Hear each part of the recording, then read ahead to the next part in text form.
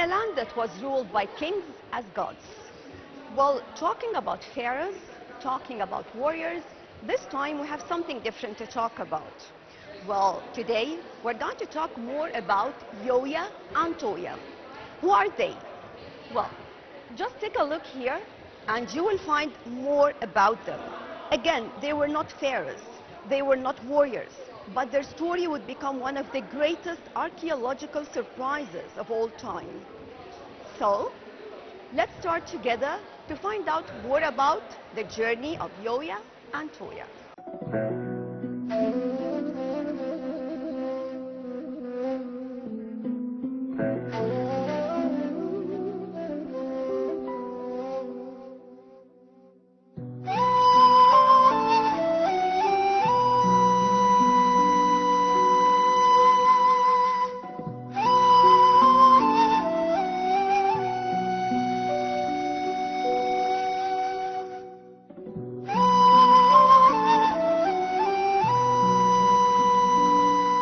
Started in 1905 when archaeologist James Quibble was digging near tomb KV35 and stumbled upon a sealed shaft. What he found would astonish the world: tomb KV46 and many of the treasures inside.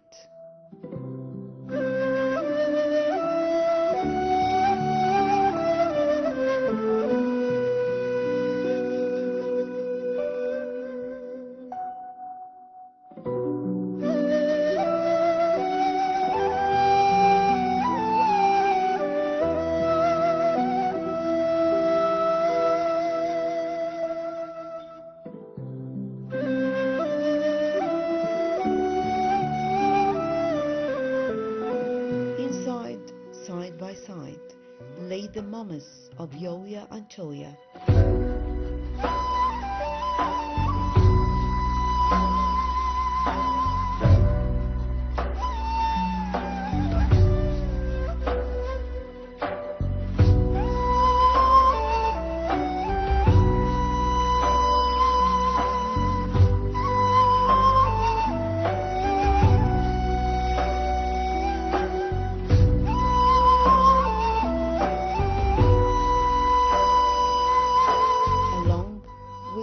Of their treasures and belongings.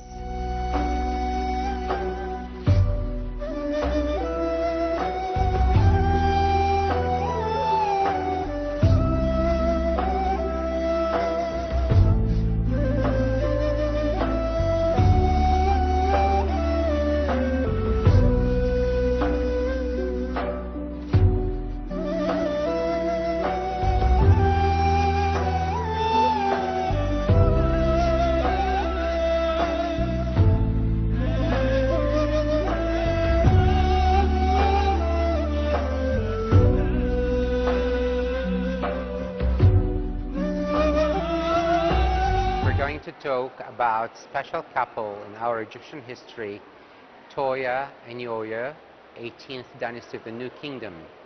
They were very special, even though they were not related or considered kings or queens or pharaohs. They were considered so far close to being nobles, but they had a very special rank in our history because they had religious rank too. They were honored to be serving and to give priesthood to the god Osiris and god men from Akhmim, and that city of Akhmim was considered the city number 9 in Upper Egypt ancient times, close to the Osirian, the place where god Osiris was worshipped. Of course, the tomb got amazing stuff were discovered. We found masks, we found coffins, we got here 2 of the gilded masks of Toya and Yoya, and they were covering the mummies. Both mummies were found also inside the tomb in good condition, in good shape. You need to know that that tomb got amazing collection of coffins, with 3 anthropoid coffins, got 3 different sizes, and they were fit inside each other, which is similar to the idea done with Tutankhamun. Same thing about keeping The mummy inside 3 coffins got 3 different sizes, because ancient Egyptians had no clue when the king or the pharaoh gonna die. So just in case, they make 3 different coffins with 3 different sizes, waiting for his death to fit his body and the size fits his mummy.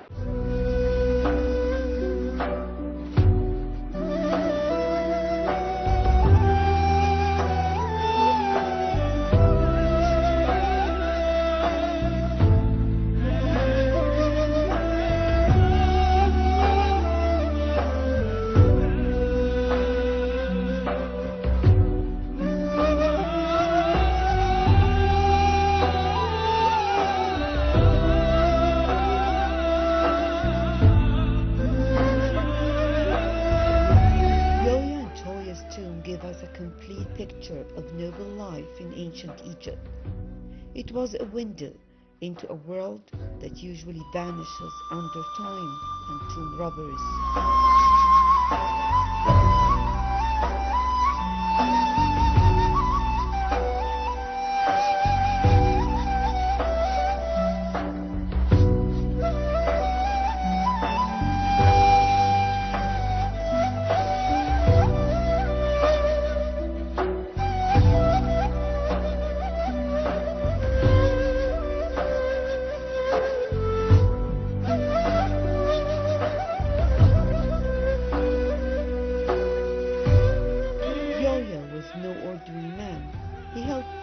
Titles, master of the horse, overseer of the cattle, and also father-in-law to Pharaoh Amenhotep III. His daughter, Queen Tiye, was one of the most influential women in Egyptian history.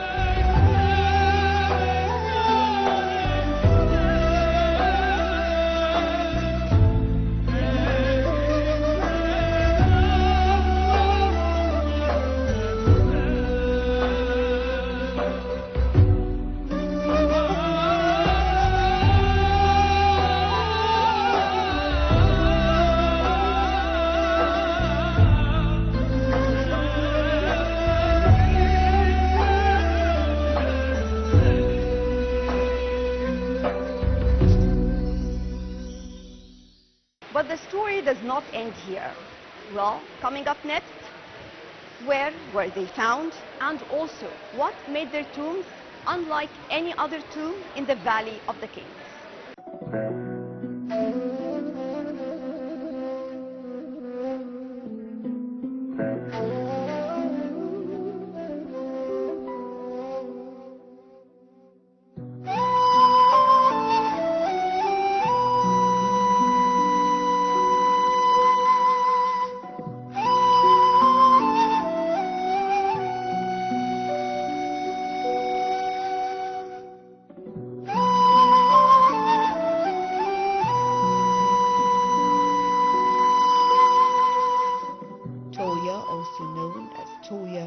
Was a noblewoman in her own right. She held the title Singer of Hathor and served at the temple.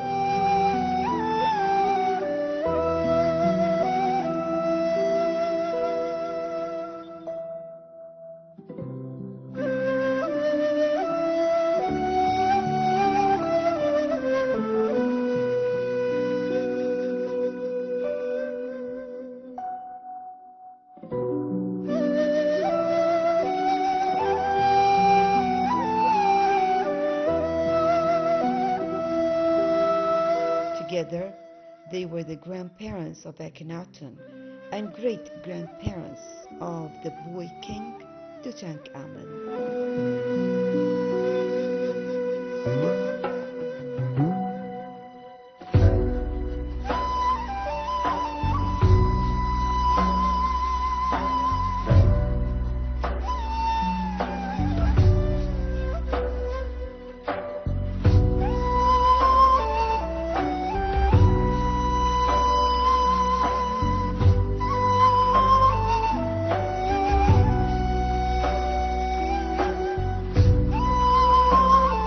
Talking again about the amazing couple, Toya and Nyoya, you need to know that they were the parents of the famous Queen Tiye who got married to Akhenaten.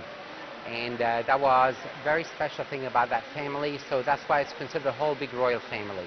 We were lucky to find also the mummies of Toya and Nyoya in good shape, good condition.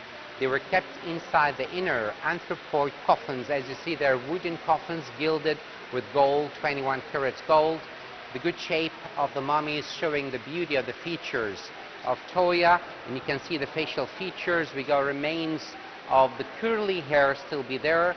Scientists, of course, they checked the skin, they checked samples of the bones. They think that they died between ages 65 to 70, and that's perfect for that age as a condition of a mummy. We found the linen sheets, the condition of the skin, everything is perfect in the mummies. Of course, the anthropoid coffins, we call them Osirian anthropoid coffins, got the shape of the body of Osiris, because they are funeral part of the equipments of the funeral pieces of this couple. Same thing with the mummy there of Nyoya, good shape and good condition, covered with sheets of gold, and we got also amazing inlayment on the lid with the gold sheets.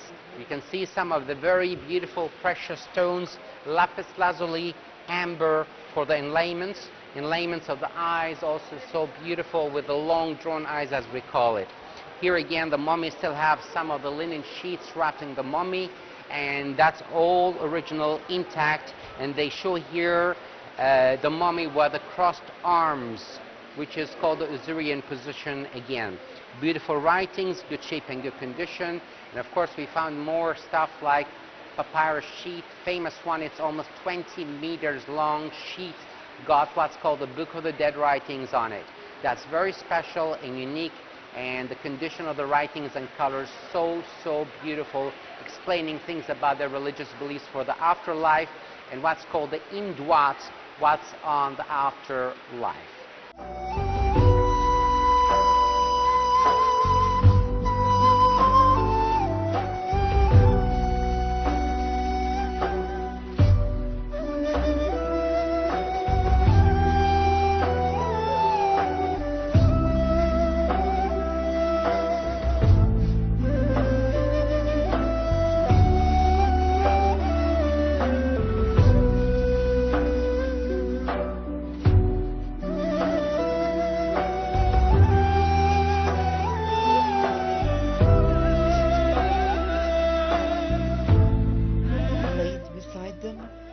Symbols of love and power, mirrors and oils, chariots and linen, even food for the road ahead. It wasn't just a burial, it was a home carefully prepared for eternity.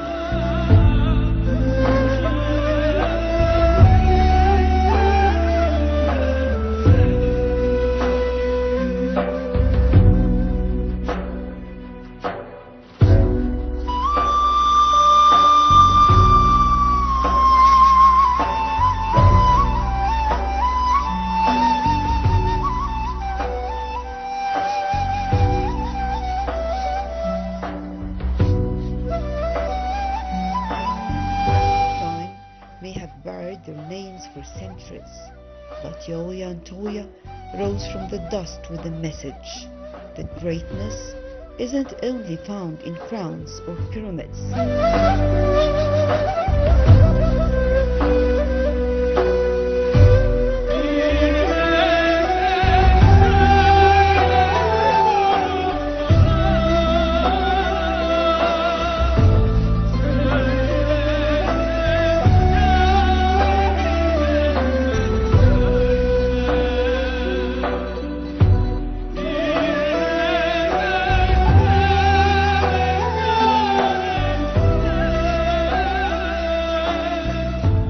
Talking about one of the most important pieces found in the tomb of Toya and Nyoya is this amazing papyrus sheet, which is almost 20 meters long. Good shape, good condition. Introduction of that papyrus sheet showing Nyoya and Toya, his wife, giving offerings to the famous god Osiris. And as we said before, value given to Toya and Nyoya because they were worshipping god Osiris, giving him honors and God mean. We got amazing writings. There are different chapters and they're explaining parts of Book of the Dead. the writings and hieroglyphics here, beautiful. They're all vertical sentences, colors so beautiful, all natural organic paintings used for the writings, mixed with oil and vinegar to preserve it. And that's why all these colors still stay in good shape, good condition. Of course, they show some of the paintings of the ibis birds and varieties of birds. This is all related also to the explanation of the Book of the Dead and the different chapters, the procession of the spirit of the dead person and the dead nobles, how they get introduced to the afterlife step by step, and they get the judgment at the end. And of course, there are some of the local gods and goddesses that are like the juries watching the judgment. So this is amazing because it's all written in details, step by step, explaining for us some of the religious backgrounds about what's going to happen to the spirit of the dead people for the afterlife. And in the case of Toya and Nyoya, it's amazing that the whole thing is written here in details, nothing missing, nothing is left behind. Amazing thing again about the colors and the variety of the beauty of the colors of the writings here. This is very, very special and unique.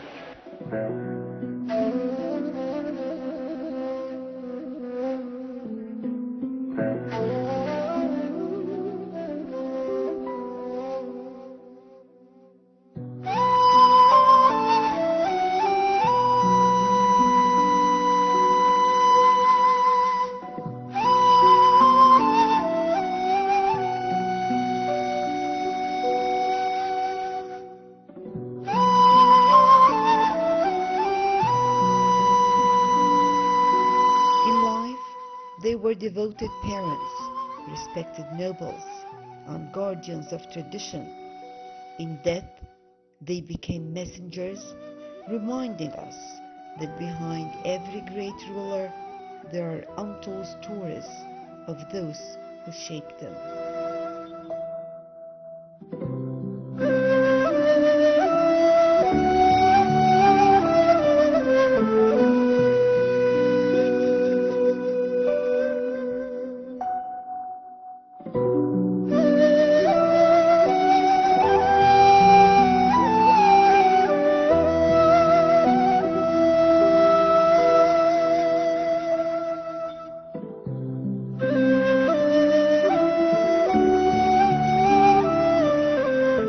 Their daughter, Queen T, their bloodline gave Egypt a new era, a time of revolution, of art, of a young boy king whose name would echo around the world, Tutankhamun.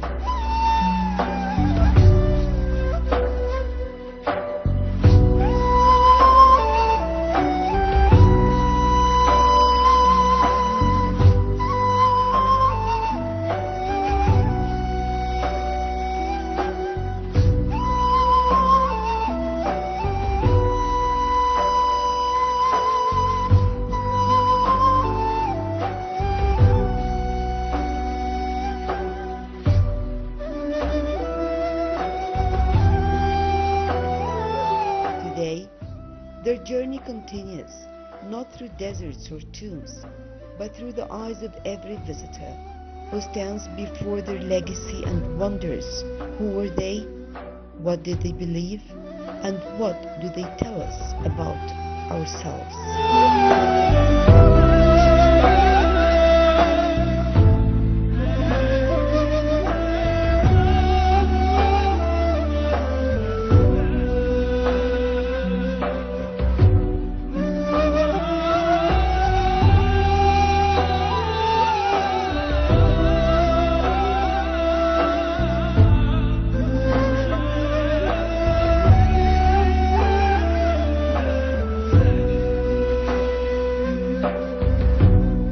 Valley of the Kings to the museum halls of Cairo, Toya and Nyoya's journey is eternal, and now it's yours.